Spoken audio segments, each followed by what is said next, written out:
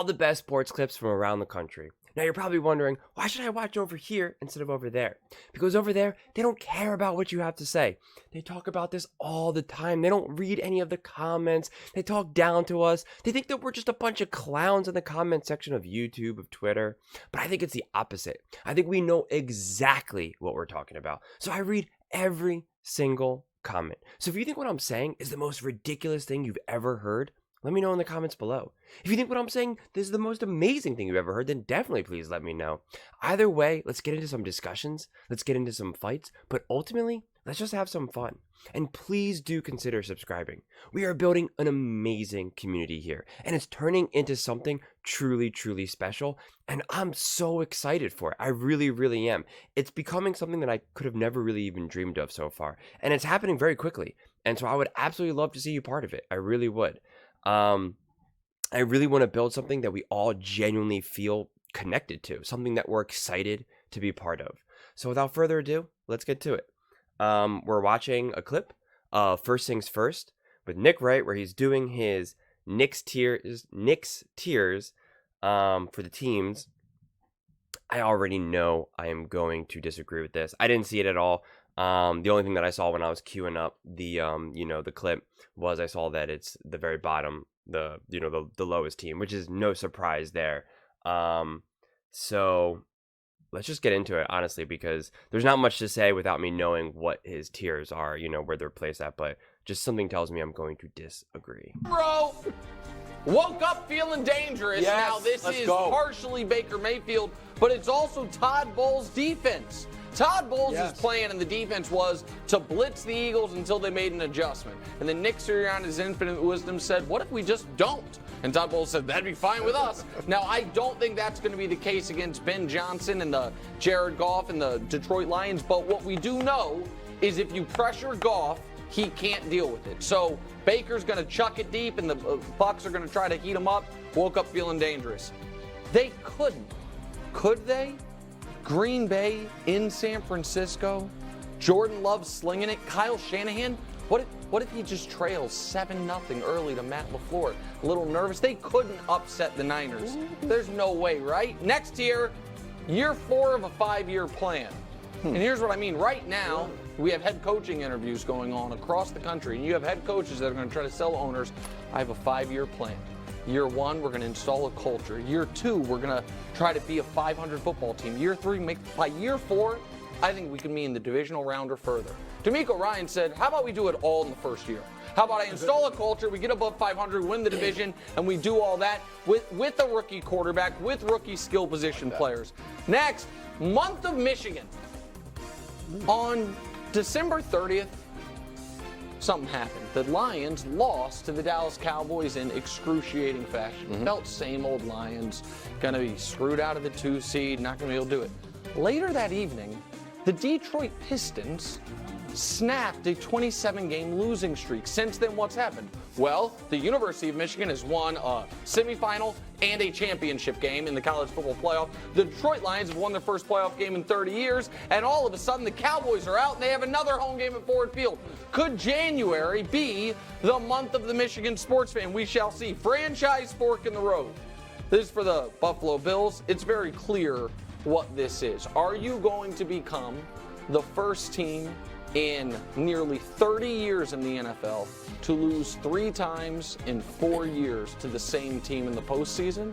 Are you clearly going to have a team you simply, no matter what you do in the regular season, can't get past? Or is this the year you slay the dragon? Is this the year you beat the team that you have said, self-professed, been obsessed with? And is this the year you have a chance to actually hang a real banner as opposed to fake ones in the practice facility and ones mocking you on this show? My guess is it's the latter. We'll see if it's the former.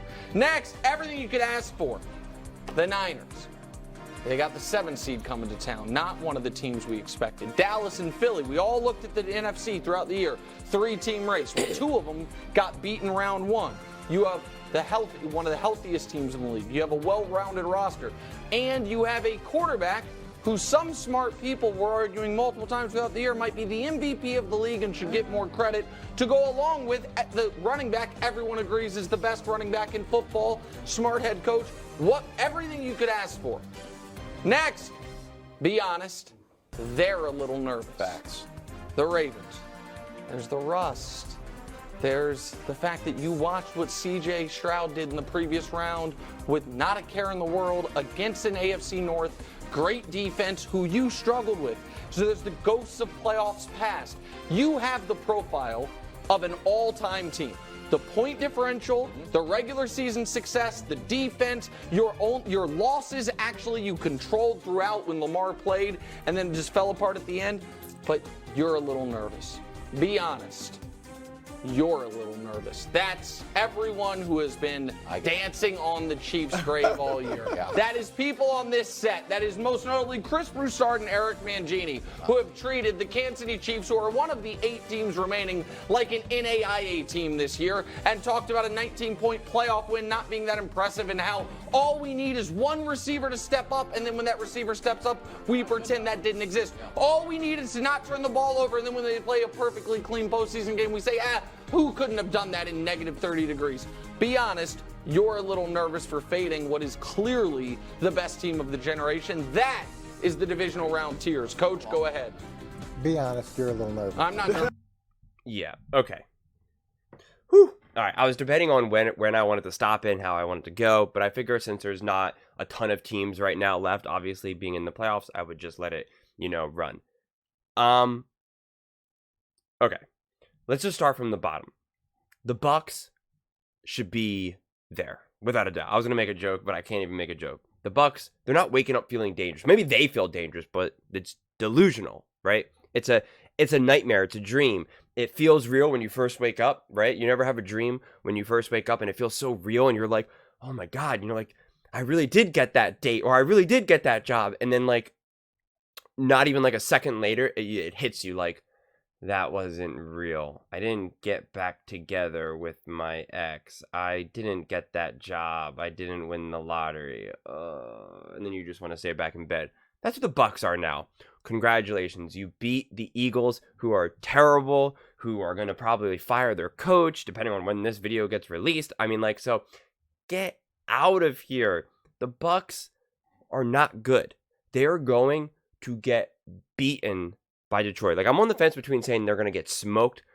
I don't know if that necessarily will happen, but Baker Mayfield and the Bucks are going to be shook in Detroit. Detroit is going to be going nuts, and Detroit is going to wallop them. And again, whether it ends up being actually them winning by 21 or, something big, I don't know. The way how football game, right? Even the, I got in a fight with my one friend who's a Cowboys fan, and he tried to tell me that the Cowboys game was actually close, that they were making a comeback. And I'm just like, how delusional are you where you really believe that? And he goes, it was only a 2-score game. And I'm like, that was not a 2-score game. You can't, you know what I mean? That's what drives me crazy. But anyway, so let's move on from there. I would not put Green Bay there. The next team that I would put there would be the Houston Texans. I think they're a good team. I think Stroud is a good quarterback. So do not interpret this as me knocking Stroud and stuff like that. Don't get me wrong. He played a good game, but they were playing the Cleveland Browns, right? Which I understand they got a nice little run on them, but that wasn't the most impressive thing I've seen. Quite honestly, and especially where the game was, there was a lot to kind of fall in that favor. Put it on the flip side of the Packers. The Packers were going into this. Now, I don't think the Cowboys were that special, as you all know at this point, but the Cowboys still were rather dominant at home. They haven't lost in essentially 2 years. That crowd's going nuts. They had all the momentum, the buzz, the energy. It was definitely there, right? People were talking about them being Super Bowl or bust, especially this show. And the Packers came in there and just said, not today. And just slugged them. They just walloped on them. So the Packers deserve to be higher. I don't think the Packers game was a fluke. I think it was the real deal. So I put them above the Cowboys, above the Texans. And honestly, I think it's kind of a tie. Between, That and Detroit, honestly. Like, Detroit had a good win against the Rams, who I think the Rams were, a good team and wrote the ship. But the Rams, but Detroit could have lost that game, technically, right? Like, that actually, of a couple things go their other way, a ref calls this versus not, it could have gone the other way. Detroit won that game because there was a couple missed calls on Detroit's behalf. That would have helped Detroit. But they could have lost that game regardless, right? Whether all the calls were called or not called, Detroit could have lost that game. Green Bay could not have lost that game. It just was never going to happen. So, I think I would like to put actually probably Detroit, so it would be the Bucks, the Texans, and then really if you're making me, I would make it a tie between the Packers and Detroit. But if we want to just keep kind of going up this way, I would put actually, you're making me say it, I'm going to put Detroit and then the Packers, and that's actually what I would say. But I think Detroit obviously is going to win. And I think the Packers actually have a genuine chance at beating the 49ers. I think there's a true actual chance that they really genuinely could beat the 49ers. I think it's more of a coin flip, actually, really. I don't think the 49ers are as dominant as everyone thinks they actually are. Again, so much of what everyone thought that the 49ers were so good is because they were beating teams, obviously, and they beat up the Cowboys and the Eagles. That was when people really started saying, oh my God, the 49ers are dominant, unstoppable, because look how good the Eagles are and look how good the Cowboys are. And the 49ers decimated them. That was kind of the narrative. But then the 49ers play and they get wowed by the Ravens. So that to me really highlighted like, okay, the 49ers are not this unstoppable juggernaut. They are a good team. I am not acting like the 49ers are not a good team. I'm not calling them like as I called the Cowboys or the Dolphins, kind of fool's gold. I'm not saying that. I believe the 49ers are a good team and deserve to be up there, but they are not this unstoppable team. They are not this, we absolutely are just going to win, no one can stop us team. I don't believe that. So I think the Packers genuinely can win this game, without a doubt, and I think Love is just starting to become unleashed, and I know that whole team feels we can do this, and I know that momentum and that high that they're riding into. So that's why I would put the Packers, higher up. Then, to me, again, it becomes, I'm going to put the Chiefs now next. And so then it's going to go Chiefs, 49ers, Bills, Ravens. That's what I'm doing. That's what I'm calling. I think it's probably more of a toss-up between the 49ers and the Bills, but I got to go with Josh Allen over Purdy. Especially because when something is going to get tough, when it's going to be a close, gritty, grinded out game, Brock Purdy has never proven that he can win that game. Never, never, never, never. And he's definitely never proven to be the reason why to win that game. Josh Allen has done that multiple times, many times. So in the playoffs, that's when that comes to fruition. That's when that really comes out. So that's why I got to go and put the Bills above the 49ers. And again, there's no reason, and I think the Ravens deserve to be at the top, quite honestly.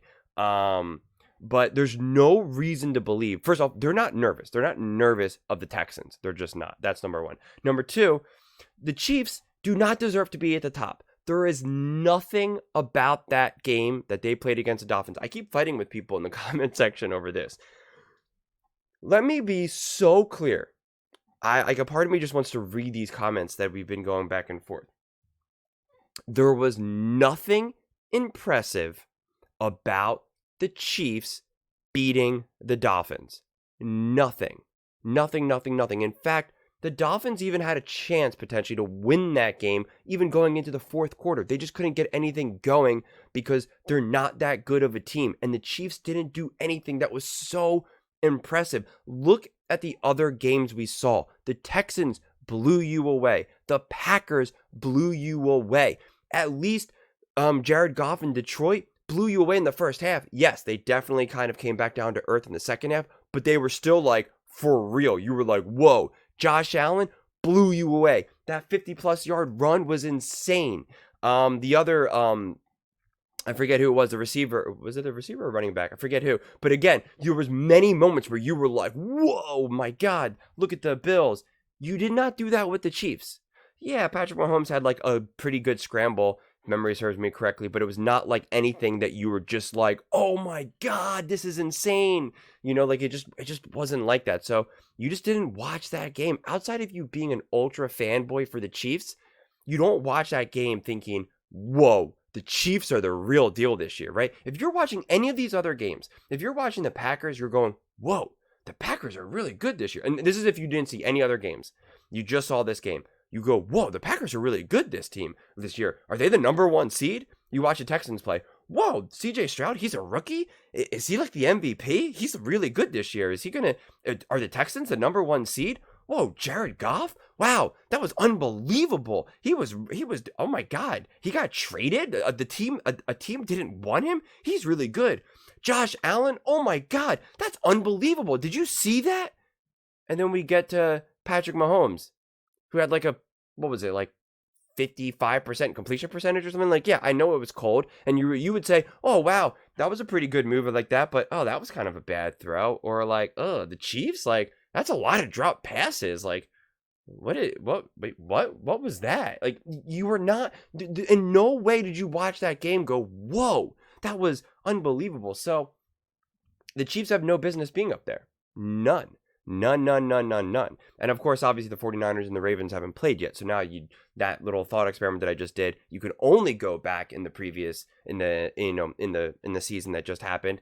And if that's the case, then obviously, you're going to put them above the Chiefs because they played better than the Chiefs. Both those teams played better than the Chiefs throughout the entire season. So it just doesn't make sense, as always. You're a little nervous. This is the match. You got a tattoo that said never doubt. Be honest that you predicted they were 18-0. Hey, I didn't predict low blows. Be honest that every single week you try to convince yourself how good this team is, and somehow they find their way to the top. There might have been some drinking in Hell's Kitchen when you were putting some of these names together. I love the year 4 out of a 5-year plan. The previous 2 head coaches were fired up. 1 year, yeah. So I guess there's no 5-year plans there, but I'm just going to bump up Green Bay a little bit above where the Texans are. I think that's probably the most obvious of them. And when you look at Green Bay and the wins they had, and I know we're not giving style points for wins, but the reality is Cleveland turned back into a pumpkin, and Joe Flacco was a nice story, but it couldn't last. And Green Bay's win was more impressive, and they've been more impressive over the latter half of the season. So let's take a look. This is the last 9 games of the season, okay, including the playoffs. They're 7-2. Look at these rankings, offensive rankings down, top to bottom. So they're top 10 in. This is what I'm trying to say. The Packers' win was genuinely impressive. And again, I don't think the Cowboys were anything special this year. I think they were fool's gold, but they weren't terrible. They weren't a trash team, right? Like I never said that. They beat up trash teams, but they weren't a trash team. They just weren't an elite team. And they made them look like a trash team. They look like, as Brew would say, a tomato can. So the Packers deserve real respect. This is not fool's gold. This is not them just getting hot. This was not a fluke. This wasn't, and this is what I said yesterday. The Packers game, this wasn't them choking, or the Cowboys choking. That's not at all what this was. The Packers deserve respect. Put some name on the Packers. They just deserve it. So they deserve to be higher. They absolutely are higher than the Texans.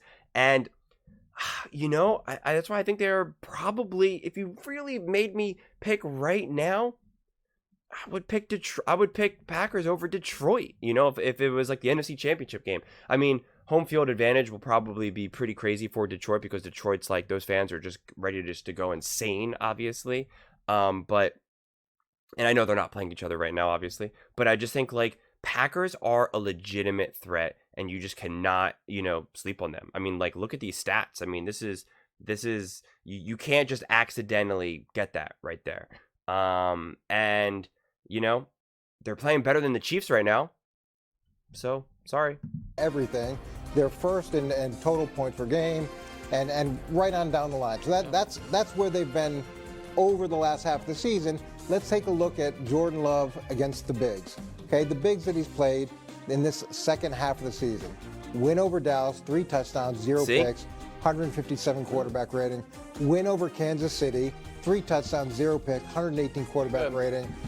So that's what I'm trying to say. Like, why are we so quick just to say that these things are flukes? I mean, they beat the Chiefs really good, beat Detroit good.